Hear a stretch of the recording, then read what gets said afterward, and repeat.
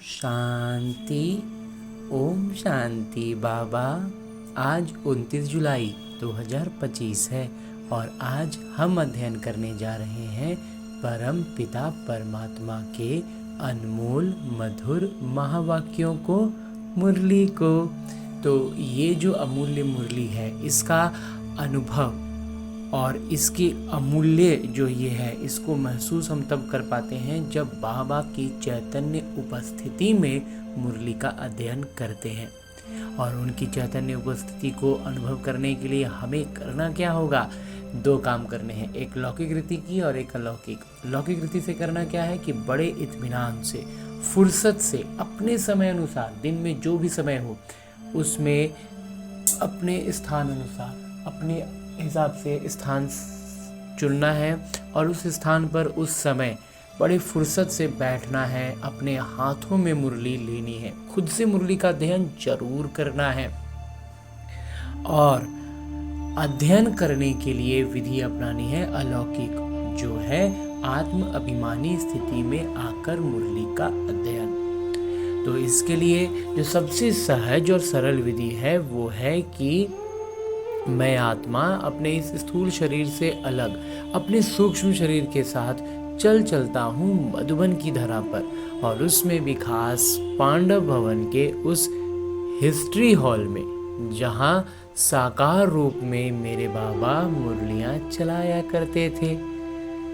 तो यूं तो बाबा ने ये मुरलियाँ बहुत पहले चलाई हैं, तभी तो हमें आज लिखित रूप में मिल रही हैं। लेकिन जब हम आत्माभिमानी स्थिति में आकर अध्ययन करते हैं ना, तो बाबा की चैतन्य उपस्थिति के कारण मेरे मन में उठने वाले हर एक बात, मेरे जीवन में आने वाली हर परिस्थिति का ज्ञान, उसका लिए सारा कुछ मेरे बाबा इस मुरली में निहित कर देते हैं। यही तो है इस मुरली का जादू। तो जैसे ही मैं आत्मा इस पवित्र स्थान पर परमात्मा के सानिध्य में उपस्थित होता हूँ, मुझ आत्मा के सारे आत्मिक गुण सक्रिय हो जाते हैं। पवित्रता, शांति, प्रेम और सुख के प्रकंपन एकदम से भरपूर हो जाते हैं। बाबा दृष्टि से मुझ आत्मा में ज्ञान, प्रकाश और अष्ट शक्तियों का प्रवाह करते हैं, जिससे एक ऐसे आनंद का सृजन होता है जो मुझ आत्मा को चारों ओर एक सुरक्षा घेरे में स्थित कर देता है। और इस घेरे में मैं आत्मा इतना भरपूर अनुभव करता हूँ, क्योंकि मैं आत्मा अकेला नहीं, इस आवरण में मेरे बाबा मेरे सम्मुख एकदम निकट में विराजमान है और हम दोनों बैठ बातें कर रहे हैं। मन मुख की ज़रूरत नहीं पड़ रही, मेरे मन में बातें आ रही हैं और मुरली रूप से बाबा जवाब दे रहे हैं। तभी तो मेरे बाबा मुझसे कहते हैं, मीठे बच्चे, इस शरीर की वैल्यू तब है जब इसमें आत्मा प्रवेश करे। इस शरीर का मूल तभी तक है जब इसमें आत्मा है। जब आत्मा निकल जाती है तो शरीर का फिर कोई मूल रहता है, शरीर को नष्ट कर दिया जाता है। तो बाबा कहते हैं, लेकिन सजावट शरीर की होती, आत्मा की नहीं। लेकिन होता क्या है, हम दिखता शरीर है तो बस शरीर की सजावट में लगे हैं, आत्मा की सजावट कर ही नहीं रहे। हाँ जी बाबा। आगे प्रश्न रूप में मेरे बाबा कहते हैं कि तुम बच्चों का फर्ज क्या है, तुम्हें कौन सी सेवा करनी है? उत्तर बतलाते हैं मेरे बाबा, तुम्हारा फर्ज है अपने हमजिन्स को नर से नारायण, नारी से लक्ष्मी बनने की युक्ति बताना। तुम्हें अब भारत की सच्ची रूहानी सेवा करनी है। तुम्हें ज्ञान का तीसरा नेत्र मिला है तो तुम्हारी बुद्धि और चलन बड़ी रिफाइन होनी चाहिए। किसी में भी मोह जरा भी न हो, किसी में जरा भी मोह न रह जाए। बाबा कहते बुद्धि और चलन एकदम पूरी तरह से पवित्र पावन होनी चाहिए, एकदम रिफाइन, विकारों का जरा सा भी अंश न रहे। गीत है, नयनहीन को राह दिखाओ। ओम शांति। डबल ओम शांति। तुम बच्चों को रिस्पॉन्ड करना चाहिए ओम शांति। हमारा स्वधर्म है शांति।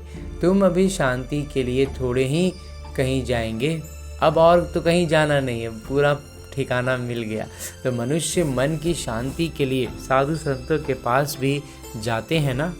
अब मन बुद्धि तो है आत्मा के अंग, तो जैसे ये शरीर के अंग हैं वैसे मन बुद्धि और चक्षु। अब चक्षु जैसे ये नयन हैं, चक्षु जो है ना, जैसे लौकिक में ये नयन होता है, दृष्टि आँखें होती हैं, बिल्कुल वैसे ही बाबा कहते हैं मन बुद्धि भी कहता है, उसका कोई आकार नहीं ना है, बिल्कुल वैसे ही बाबा चक्षु भी कहते हैं। अब चक्षु ये नयन है, वैसे वो नहीं है। जैसे मन बुद्धि को भी भौतिक रूप नहीं है ना, वैसे ही चक्षु का भी बाबा कहते हैं भौतिक रूप नहीं है, लेकिन उसका संबोधन इन नयनों से ही किया जाता है। इसलिए बाबा कहते हैं कि अब चक्षु ये नयन है, वो से वो है नहीं। कहते हैं हे प्रभु नयनहीन को राह बताओ। अब प्रभु व ईश्वर कहने से वो बाबा को प्रेम नहीं आता है। पिता वाला प्रेम जो है ना बाबा कहने से आता है, प्रभु ईश्वर से वो वाला नहीं आता है। बाबा से तो बच्चों को वर्षा मिलता है, वहाँ तो तुम बाबा के सामने बैठे हो, पढ़ते भी हो। तुमको कौन पढ़ाते हैं? तुम ऐसे नहीं कहेंगे कि परमात्मा व प्रभु पढ़ाते हैं, तुम कहेंगे शिव बाबा पढ़ाते हैं। बाबा अक्षर तो बिल्कुल सिंपल है, एकदम बहुत प्यारा और एकदम निकट का लगता है भी माता पिता। आत्मा को आत्मा ही कहा जाता है, वैसे ही वो परम आत्मा है। वो कहते हैं मैं परम आत्मा यानी परमात्मा तुम्हारा पिता हूँ। फिर मुझे परम आत्मा का ड्रामानुसार नाम रखा हुआ है शिव। ड्रामा में सबका नाम भी चाहिए ना। शिव का मंदिर भी है। भक्ति मार्ग वालों ने तो एक के बदले अनेक नाम रख दिए हैं और फिर ढेर के ढेर मंदिर बनाते रहते हैं। जितना सारा नाम रखते हैं फिर हर नाम के साथ मंदिर बनाते हैं। चीज़ एक ही है। सोमनाथ का मंदिर कितना बड़ा है, कितना सजाते हैं। महलों आदि की भी कितनी सजावट रखते हैं। आत्मा की तो कोई सजावट नहीं है। वैसे परमात्मा की भी सजावट नहीं है। और कहते हैं परमात्मा का भी सजावट कहाँ है, आत्मा का भी सजावट नहीं होता है, वो तो बिंदी है। बाकी जो भी सजावट है वो शरीरों की है। बाबा कहते हैं न हमारी सजावट है, न आत्माओं की सजावट है, न परमात्मा की सजावट है, न आत्माओं की सजावट है। आत्मा है ही बिंदी। इतनी छोटी बिंदी तो कुछ किरदार बजा न सके। वो छोटी सी आत्मा शरीर में प्रवेश करती है तो शरीर की कितने प्रकार की सजावट होती है। मनुष्यों के कितने नाम हैं। किंग क्वीन की सजावट कैसे होती है। आत्मा तो बिल्कुल सरल बिंदी है। अभी तुम बच्चों ने ये भी समझा है। आत्मा ही ज्ञान धारण करती है। बाबा कहते हैं मेरे में भी ज्ञान है ना। शरीर में थोड़े ही ज्ञान होता है, ज्ञान वास्तव में आत्मा में होता है। तो मुझ आत्मा में ज्ञान है। मुझे ये शरीर लेना पड़ता है तुमको सुनाने के लिए। शरीर बगैर तो तुम सुन ना सको। अब ये गीत बनाया है, नयनहीन को राह बताओ। क्या शरीर को राह बतानी है? नहीं, आत्मा को। आत्मा ही पुकारती है। शरीर को तो 2 नेत्र हैं, 3 तो हो न सके, तो तीसरे नेत्र का यहाँ मस्तक में तिलक भी देते हैं।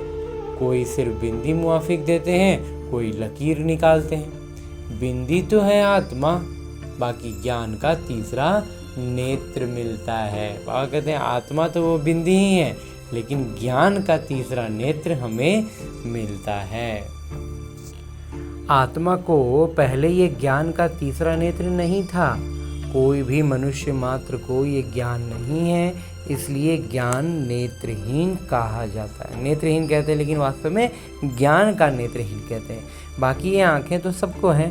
सारी दुनिया में कोई तीसरा नेत्र नहीं है। कोई भी इंसान का 3 नेत्र हो ही नहीं पाएगा। तो तुम हो सर्वोत्तम ब्राह्मण कुल के। तुम जानते हो भक्ति मार्ग और ज्ञान मार्ग में कितना फर्क है। तुम रचता और रचना के आदि मध्य अंत को जानकर चक्रवर्ती राजा बनते हो। जैसे ICS वाले भी बहुत ऊंच पद पाते हैं, जो IAS का एग्ज़ाम निकालते हैं, ICS IPS होते हैं, वो लोग कितना ऊंच पद पाते हैं, परंतु यहाँ कोई पढ़ाई से MP आदि नहीं बनते हैं।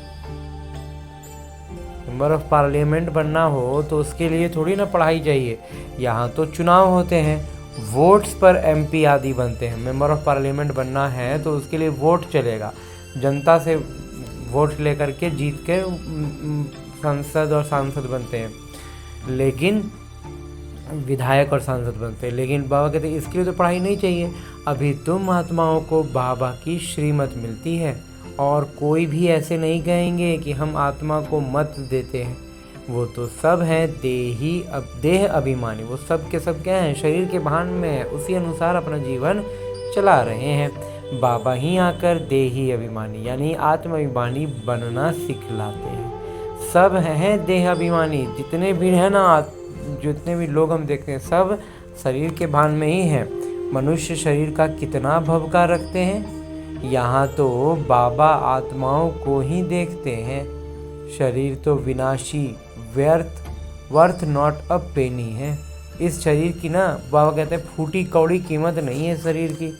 आखिर ये आत्मा निकलती है तो शरीर को नष्ट कर देते हैं ना, खत्म हो जाता है, फिर उसका कोई मूल नहीं है, उसको कोई नहीं रख सकता है उस शरीर को। बाबा कहते हैं इसीलिए इसका कीमत क्या है, फूटी कौड़ी का नहीं है। जानवरों की तो फिर भी खाल आदि बिकती है, मनुष्य का शरीर तो कोई काम में नहीं आता। अब बाबा आकर वर्थ पाउंड बनाते हैं और हमें अब जब बाबा आते हैं तो हमें क्या बना देते हैं, बेशकीमती बना देते हैं, अमूल्य बना देते हैं। बाबा निर्विकारी आत्मा भी बना देते हैं और शरीर भी उसी अनुसार मिलता है, एकदम निर्विकारी। तुम बच्चे जानते हो कि अभी हम 100 देवता बन रहे हैं तो ये नशा चढ़ा रहना चाहिए, परंतु ये नशा भी नंबरवार पुरुषार्थ अनुसार रहता है। धन का भी नशा होता है ना। अभी तुम बच्चे बहुत धनवान बनते हो, तो बाबा कहते हैं अगर धन का ही नशा चढ़ाना है तो स्वर्ग का धन का नशा चढ़ाओ ना, क्योंकि आने वाला है जबरदस्त धन का वर्षा होगा, धन मिलेगा हमें भरपूर। तो तुम्हारी बहुत कमाई हो रही है और वो धन कैसे मिलेगा, अभी की कमाई से। तो इसलिए अभी का लौकिक कमाई में अभी नहीं लगना है, अभी अलौकिक कमाई में लगना है, उससे हमारा धन स्वर्ग के लिए जमा होता जाएगा। और ऐसा नहीं कि सिर्फ स्वर्ग में जमा होगा, अभी उसका प्रत्यक्ष फल भी बाबा जरूर देते हैं। तुम्हारी महिमा भी अनेक प्रकार की है। तुम फूलों का बगीचा बनाते हो। सतयुग को कहा जाता है गार्डन ऑफ फ्लावर्स, सतयुग को फूलों का बगीचा भी कहते हैं। इसका सैम्पलिंग कब लगता है, तो ये जो बगीचा है, ये बगीचा का कलम कब लगा, कब से शुरुआत हुआ, ये भी किसी को पता नहीं। तुमको बाबा समझाते हैं, बुलाते भी हैं, हे पतित बागवान आइए। ये जो सृष्टि रूपी आपने बगीचा बनाया था, ये पूरा कांटों का जंगल बन गया है, तो आप आइए और इसको ठीक कीजिए। उनको माली नहीं कहेंगे, माली तुम बच्चे हो जो सेंटर संभालते हो। माली अनेक प्रकार के होते हैं, बागवान एक ही है। मुगल गार्डन के माली को पगार भी इतना बड़ा मिलता होगा ना, अब वो मुगल गार्डन का वो है माली है, तो उसका पगार भी अच्छा खासा होगा। बाबा कहते बगीचा ऐसा सुंदर बनाते हैं जो सब देखने आते हैं। मुगल लोग बहुत शौकीन होते थे, उनकी स्त्री मरी तो ताजमहल बनाया, उनका नाम चला आता है, कितने अच्छे अच्छे यादगार बनाए हैं। तो बाबा समझाते हैं मनुष्य की कितनी महिमा होती है। मनुष्य तो मनुष्य ही है, लड़ाई में ढेर के ढेर मनुष्य मरते हैं, फिर क्या करते हैं, घासलेट पेट्रोल डाल खल्लास कर देते हैं। कोई तो ऐसे ही पड़े रहते हैं, दफन थोड़े ही करते हैं, कुछ भी मान नहीं। तो अब तुम बच्चों को कितना नारायणी नशा चढ़ना चाहिए, ये है विश्व के मालिक बने का नशा। तो बाबा कहते हैं नारायणी नशा क्या हुआ, विश्व का मालिक बनने का जो नशा है ना, तो जिनको है कि धन का ही नशा चढ़ा हुआ है अभी फ़िलहाल में ही, तो बाबा कहते हैं धन को अलौकिक धन का नशा चढ़ाओ, इस धन को छोड़ दो, क्योंकि ये धन विकारी है और ये विकार में ही खींचेगा। तो इसलिए बाबा कहते हैं कि हमें नारायणी नशा होना चाहिए। नारायणी नशा का अर्थ बाबा बताते हैं मालिकपन का नशा। हम पूरे दुनिया का मालिक बनेंगे तो ये भी तो नशा हो गया ना। तो सत्य नारायण की कथा है तो जरूर नारायण ही बनेंगे। आत्मा को ज्ञान का तीसरा नेत्र मिलता है, देने वाले हैं बाबा। तीजरी की कथा भी है। इन सब का अर्थ बाबा बैठ समझाते हैं। कथा सुनाने वाले कुछ भी नहीं जानते, अमर कथा भी सुनाते हैं। अब अमरनाथ पर कहाँ दूर दूर जाते हैं, बाबा तो यहाँ आकर सुनाते हैं। वो लोग सुनाने के लिए कहाँ कहाँ भटक रहे हैं, कहाँ कहाँ जा रहे हैं। अब बाबा कहते हैं लो हम यहाँ तुम्हारे बीच आए हैं। ऊपर तो सुनाते नहीं हैं, वहाँ थोड़े ही पार्वती को बैठ अमर कथा सुनाई। ये कथाएं आदि जो बनाई हैं ये भी ड्रामा में नूंद है, फिर भी होगा। बाबा बैठ तुम बच्चों को भक्ति और ज्ञान का कंट्रास्ट बताते हैं। अभी तुमको ज्ञान का तीसरा नेत्र मिला है। कहते हैं ना, हे प्रभु अंधों को राह बताओ, तो भक्ति मार्ग में पुकारते हैं। बाबा आकर तीसरा नेत्र देते हैं जिसका कोई को पता नहीं है सिवाय तुम्हारे। ज्ञान का तीसरा नेत्र नहीं है तो कहेंगे चूचा, धुंधकारी, सब कुछ धुंधला नजर आएगा। आंखें भी कोई की कैसी होती है ना। कोई की बहुत शोभावान आंखें होती हैं, फिर उस पर इनाम भी मिलता है। फिर नाम रखते हैं मिस इंडिया, मिस फलानी। तुम बच्चों को अब बाबा क्या से क्या बनाते हैं। वहाँ तो नेचुरल ब्यूटी रहती है। श्री कृष्ण की इतनी महिमा क्यों है? क्योंकि सबसे ज़्यादा ब्यूटीफुल बनते, सबसे ज़्यादा अच्छे कर्म कहें, संकल्प कहें, स्थिति कहें अपनी आत्मा की बनाई, इसीलिए सबसे ज़्यादा खूबसूरत हुए, सबसे ज़्यादा ब्यूटीफुल हुए, तो इसीलिए उनको पद भी सबसे ऊपर मिला। तो नंबर 1 में कर्मातीत अवस्था को पाते हैं, इसलिए नंबर 1 में गायन है। ये भी बाबा बैठ समझाते हैं। बाबा बार बार कहते हैं बच्चे मन मना भव। हे आत्माएं अपने पिता को याद करो। बच्चों में भी नंबरवार हो तो है ना। लौकिक पिता को भी समझो 5 बच्चे हैं, उनमें जो बहुत सियाना होगा उनको नंबर 1 रखेंगे। लौकिक पिता के भी 5 बच्चे होते हैं, तो जो थोड़ा सियाना होता है उसको आगे आगे रखा जाता है ना। तो माला का दाना हुआ ना, कहेंगे ये दूसरा नंबर है, ये तीसरा नंबर है। एक जैसी कभी नहीं होते हैं। बाबा का प्यार भी नंबरवार होता है, वो है हद की बात, ये है बेहद की बात। जिन बच्चों को ज्ञान का तीसरा नेत्र मिला है उनकी बुद्धि और चलन आदि बड़ी रिफाइन होती है। एक किंग ऑफ फ्लावर होता है, तो ये ब्रह्मा और सरस्वती किंग क्वीन फ्लावर ठहरे। और कहते फूलों में एक राजा रानी होता है ना, तो ये ब्रह्मा और जगदम्बा सरस्वती क्या हो गई, किंग और क्वीन हो गई। ज्ञान और याद दोनों में तीखे हैं। तुम जानते हो हम देवता बनते हैं, मुख्य 8 रत्न बनते हैं। पहले पहले हैं फूल, फिर युगल दाना, ब्रह्मा सरस्वती। माला सिमरते हैं ना, वास्तव में तुम्हारा पूजन नहीं है, सिमरन है। तुम्हारे ऊपर फूल नहीं चढ़ सकते हैं। फूल तब चढ़े जब शरीर भी पवित्र हो। यहाँ कोई का भी शरीर पवित्र नहीं है, सब विष से पैदा होते हैं, इसलिए विकारी कहा जाता है। इन लक्ष्मी नारायण को कहते ही हैं संपूर्ण निर्विकारी। बच्चे तो पैदा होते होंगे ना, ऐसे तो नहीं कोई ट्यूब से बच्चा पैदा हो जाएगा। ये भी सब समझने की बातें हैं। तुम बच्चों को यहाँ 7 रोज भट्टी में बिठाया जाता है। भट्टी में ईंटें कोई तो पूरी तरह पक जाती हैं, कोई कच्ची रह जाती हैं। भट्टी का मिसाल देते हैं। अब ईंट की भट्टी का थोड़े ही शास्त्रों में वर्णन हो सकता है।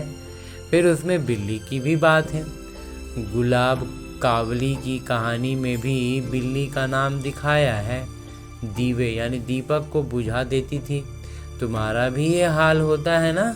माया बिल्ली विघ्न डाल देती है, तुम्हारी अवस्था को ही गिरा देती है। देह अभिमान, शरीर के भान है पहला नंबर, फिर और विकार आते हैं। सबसे पहले शरीर का भान आ गया तो बाकी विकार तो शरीर के साथ आ ही जाते हैं। तो मोह भी बहुत होता है। बच्ची कहे मैं भारत को स्वर्ग बनाने के रूहानी सेवा करूंगी। मोहवश माता पिता कहते हम अलाउ नहीं करेंगे। ये भी कितना मोह है। जब माता पिता बच्चों को अलाउ नहीं करते तो कहते भी क्या मोहवश करते हैं ना। तुम्हें मोह की बिल्ली या बिल्ला नहीं बनना है, वहाँ कहते हैं हमें भी मोह का बिल्ली बिल्ला नहीं बनना है। माता पिता हमारे लौकिक अगर हैं, अगर वो नहीं भी मान रहे हैं तो हमें योग बल से ही उन्हें समझाना है, लेकिन माया के वश खुद नहीं हो जाना है। तुम्हारा परम उद्देश्य ही ये है। बाबा आकर मनुष्य से देवता, नर से नारायण बनाते हैं। तुम्हारा भी फर्ज है अपने हम जीन्स की सेवा करना, भारत की सेवा करना। तुम जानते हो हम क्या थे, क्या बन गए हैं। अब फिर पुरुषार्थ करो राजाओं का राजा बनने के लिए। तुम जानते हो हम अपना राज्य स्थापन करते हैं, कोई तकलीफ की बात नहीं, और राज्य स्थापन करने में कोई तकलीफ नहीं होने वाला है। विनाश के लिए भी ड्रामा में युक्ति रची हुई है। पहले भी मूसलों की लड़ाई लगी थी। जब तुम्हारी पूरी तैयारी हो जाएगी, सब फूल बन जाएंगे, तब विनाश होगा। कोई किंग ऑफ फ्लावर है, कोई गुलाब, कोई मोतिया है। बाबा कहते हैं कि हर एक अपने को अच्छी रीति समझ सकते हैं कि हम अक हैं, अक के फूल हैं, अक हैं या फिर फूल हैं। बहुत हैं जिनको ज्ञान की कुछ धारणा नहीं होती है। नंबरवार तो बनेंगे ना, या तो बिल्कुल हाईएस्ट या तो बिल्कुल लोएस्ट। राजधानी यहाँ ही बनती है।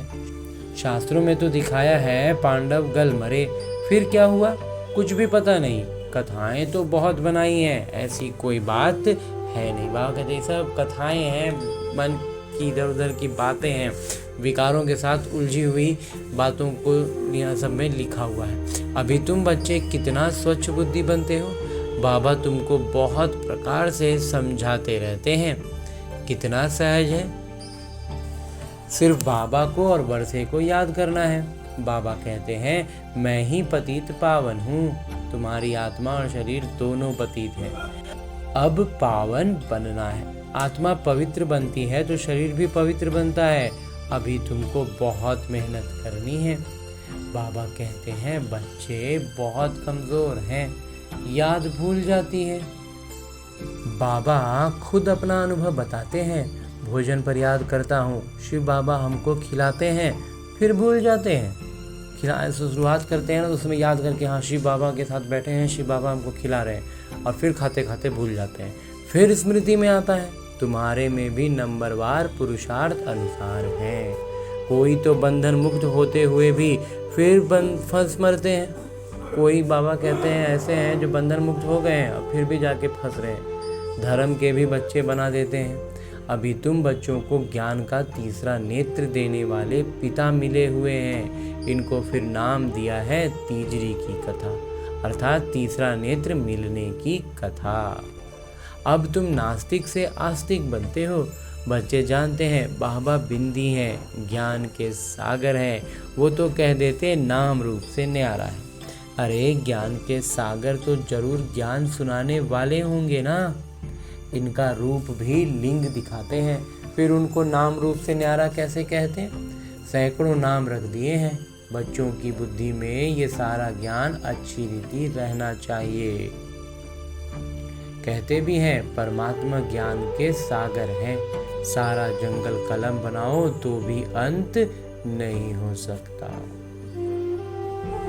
अच्छा, मीठे मीठे सिखिलते बच्चों प्रति माता पिता बाबा का याद प्यार और आशीर्वाद।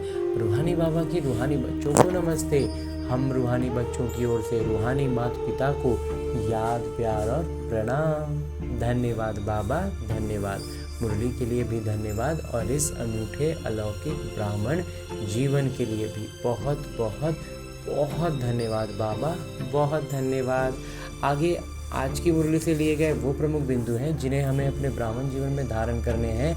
और ब्राह्मण सो फरिश्ता, फरिश्ता सो देवता बनना है। उसके लिए जो पहली बिंदु है वो है, अभी हम बाबा द्वारा वर्थ पाउंड बन रहे हैं, बेशकीमती बन रहे हैं। हम सो देवता बनने वाले हैं, इसी नारायणी नशे में रहना है। बंधन मुक्त बन सेवा करनी है, बंधनों में फंसना नहीं है। हाँ जी बाबा। दूसरा है, ज्ञान योग में तीखे बन, माता पिता समान किंग ऑफ फ्लावर बनना है और अपने हम जीन्स की भी सेवा करनी है। बाबा कहते हैं इतना तीखा बनना है ना, ज्ञान और योग, ज्ञान योग दोनों में तीखा बनना है, तब हम क्या बनेंगे, किंग ऑफ फ्लावर बन जाएंगे। धारणा तो उसका झलक, ज्ञान और योग में हम तीखे हैं, ये तो धारणा में झलकेगा ही, और सब सेवा तो स्वतः होती चली जाएगी। इसलिए बाबा कहते हैं इन दो वो ये प्रमुख है और उसके पीछे दो स्वाभाविक होने वाले हैं। और आगे मेरे बाबा वरदान दे रहे हैं। वरदान देते हुए मेरे बाबा कहते हैं, अपने सर्व खजानों को अन्य आत्माओं की सेवा में लगाकर सहयोगी बनने वाले सहज योगी भव। विस्तार से बाबा कहते हैं सहज योगी बनने का साधन है सदा अपने को संकल्प द्वारा, वाणी द्वारा और हर कार्य द्वारा विश्व की सर्व आत्माओं के प्रति सेवाधारी समझ सेवा में ही सब कुछ लगाना। जो भी ब्राह्मण जीवन में शक्तियों का, गुणों का, ज्ञान का व श्रेष्ठ कमाई के समय का खजाना बाबा द्वारा प्राप्त हुआ है। बाबा कहते हैं और बाकी तो सब है ही, ये जो समय भी मिला है ना कमाई करने का, श्रेष्ठ कमाई का समय, ये खजाना भी जो है ना, ये बाबा द्वारा जो प्राप्त हुआ है वो सेवा में लगाओ, अर्थात सहयोगी बनो तो सहज योगी बन ही जाएंगे। लेकिन सहयोगी वही बन सकते हैं जो संपन्न है। सहयोगी बनना अर्थात महादानी बनना, दिल खोल कर लुटाना होगा। अंजी बाबा। आगे स्लोगन है, मुरली का उपदेश है कि बेहद के वैरागी बनो तो आकर्षण के सब संस्कार खत्म ही हो जाएंगे। बाबा कहते बेहद का वैरागी हो गए ना तो फिर ये दुनिया की कोई चीज़ में आकर्षण बचेगा ही नहीं। और अभी तक हमने परमपिता परमात्मा से इतना श्रेष्ठ ज्ञान मुरली का अध्ययन किया। अब आगे मेरे बाबा इसी अव्यक्त स्वरूप में स्थित रहकर एक इशारा भी देते हैं कि संकल्पों की शक्ति जमा कर श्रेष्ठ सेवा के निमित्त बनो। तो श्रेष्ठ सेवा का निमित्त बनने के लिए हमें क्या करना है, संकल्पों की शक्ति को जमा करना है। अब संकल्पों की जो शक्ति है इसको जमा करने के लिए बाबा पूरे महीने हमें इशारे अलग अलग आयामों से देते आए हैं। तो आज के लिए बाबा ने इसके लिए जो विशेष तौर पर इशारा दिया है वो है, जैसे अपने स्थूल कार्य के प्रोग्राम को दिनचर्या प्रमाण सेट करते हो, जो काम करना है उसको अपना दिनचर्या में हम सेट करते हैं कि इस काम को इसके बाद, इस काम को इसके बाद, इसको यहाँ करना है, इसको वहाँ पर जाके करना है। तो ऐसे अपनी मनसा समर्थ स्थिति का प्रोग्राम सेट करो तो संकल्प शक्ति जमा होती जाएगी।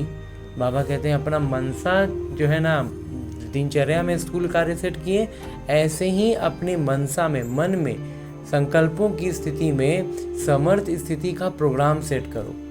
कब क्या हमको संकल्प में करना है, मनसा में क्या क्या करना है, उसका भी पूरा योजना तैयार हो। तो बाबा कहते हैं तो क्या हो जाएगा, संकल्प की शक्ति जमा हो जाएगी। उसका भी एक शेड्यूल, मतलब बाबा कहते हैं शेड्यूल बना के रख दो। अपने मन को समर्थ संकल्पों में व्यस्त रखेंगे तो मन को अपसेट होने का समय ही नहीं मिलेगा। उसका पूरा शेड्यूल सेट है। जैसे लौकिक जीवन में, लौकिक कार्य का कैसे सब चीज़ सेट होता है, सुबह उठना है, स्नान इत्यादि करके फिर भोजन करना है, मुरली सुनने का क्लास, मुरली के क्लास में जाना है, भोजन आकर के भोजन करना है, फिर जो लौकिक जो शरीर निर्वाह जो धंधा दौरी बाबा कहते हैं करने के लिए वो करना होता है। फिर वहाँ से लौटना है, थोड़ा अगर शाम टाइप में लौट गए हैं तो शाम को भी थोड़ा योग करना है, नहीं कर पाए, देर रात हो गई है तो फिर हाथ मुँह धोना है और फिर सोना है। तो सब कुछ योग लगाना है, बाबा को सारा हिसाब किताब देना है, पोता मेल देना है, तब फिर सोना है। तो ये सारा कुछ जो जैसे करते हैं, तो लौकिक रीति और अलौकिक रीति को हम लगभग मिला के करते हैं। बाबा कहते हैं लौकिक रीति का हर कुछ सेट है और धंधे दौरी में भी हमने सब कुछ सेट करके रखा होता है। ऐसे ही एकदम एक बैठ के शेड्यूल बना देना है उनके संकल्पों का। तो जब वो व्यस्त हो जाएगा, उसको भी शेड्यूल पूरा सेट हो जाएगा, तो उसको फिर इधर उधर जाने का समय ही नहीं है ना। तो मन सदा सेट अर्थात एकाग्र है, तो स्वतः अच्छे वाइब्रेशन फैलते हैं, सेवा होती है।